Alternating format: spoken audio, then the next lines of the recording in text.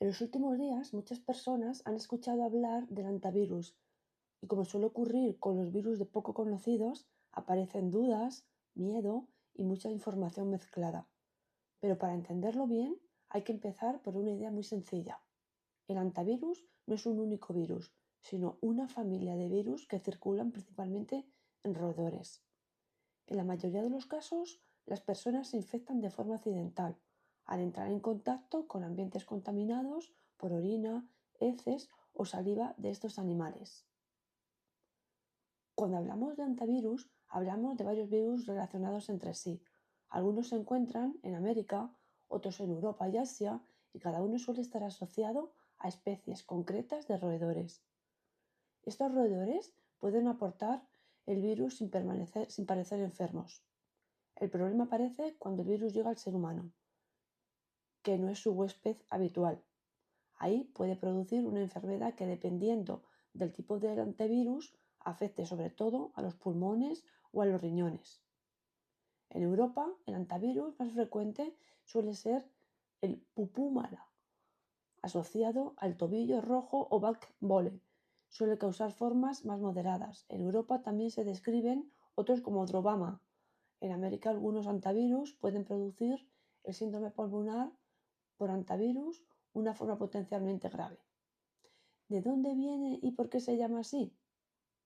El nombre de antivirus viene del virus Hatan, identificado en relación con la fiebre hemorrágica coreana. El nombre procede del río Hatan en Corea, es decir, no se llama así por una persona ni por un laboratorio, sino por una zona geográfica asociada a los primeros estudios importantes de este grupo de virus. El antivirus lleva circulando en roedores desde hace muchísimo tiempo, no es solo una aparición repentina. De hecho, estudios evolutivos indican que estos virus y sus roedores hospeadores han convivido durante miles o incluso millones de años, y su distribución está muy ligada a la distribución de esos animales. El brote de 1993 en relación a Four Corners en Estados Unidos fue clave para reconocer el síndrome pulmonar por antivirus en América. La vía más importante de transmisión no es un ratón que te ataque. Lo más habitual es que una persona entre en un lugar cerrado, mal ventilado, donde ha habido roedores, y al barrer o remover polvo inhale partículas contaminadas. Por eso los lugares de riesgo suelen ser cabañas cerradas, trasteros, graneros, almacenes, garajes, cobertizos o viviendas rurales que han estado tiempo sin ventilar. La Organización Panamericana de Salud y la OMS describe como vía principal la inhalación de partículas contaminadas con orina, heces o saliva de roedores infectados, especialmente en espacios cerrados o mal ventilados, como hemos dicho. La mayoría de los antivirus no se transmiten de persona a persona. La excepción conocida es el virus Andes, presentado en zonas de Sudamérica donde se ha descrito transmisión limitada entre personas, normalmente por contacto estrecho. El CDC indica que el virus Andes es el único antivirus conocido con transmisión persona a persona y que esa transmisión suele estar limitada a contactos estrechos. ¿Dónde está presente? Si lo vemos en un mapa, no hablamos de un virus concentrado en un único país. Hablamos de una familia de virus distribuida por distintas regiones del mundo, siempre muy ligada a los roedores que actúan como reservorio. En América preocupa más las formas pulmonares. En Europa y Asia se describe con más frecuencia formas que afectan al riñón, aunque la gravedad depende del virus concreto y del estado de salud de la persona. El ECDC señala que en Europa predominan virus como Pulmula y Drabama, mientras que en América se describe Andes y sin nombre, y que la infección se adquiere sobre todo por inhalación de aerosoles contaminados por excretas de roedores. Pero, atención, que exista antivirus en una región no significa que toda la población esté en peligro.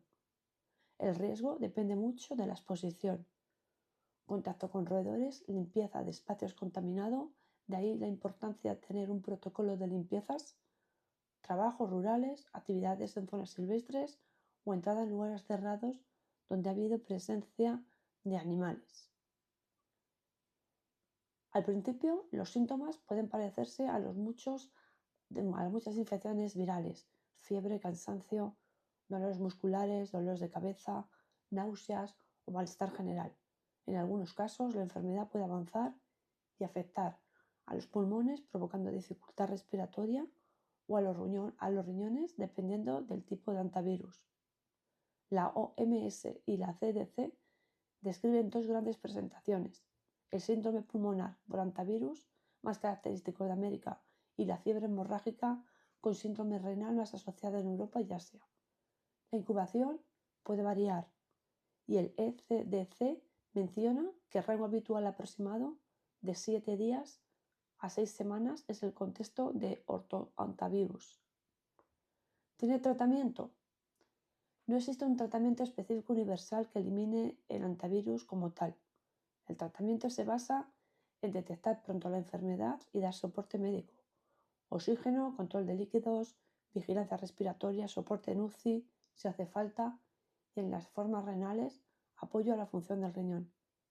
Por eso, ante síntomas compatibles después de una exposición clara a roedores o a un lugar contaminado, lo importante es consultar con profesionales sanitarios y explicar esa exposición.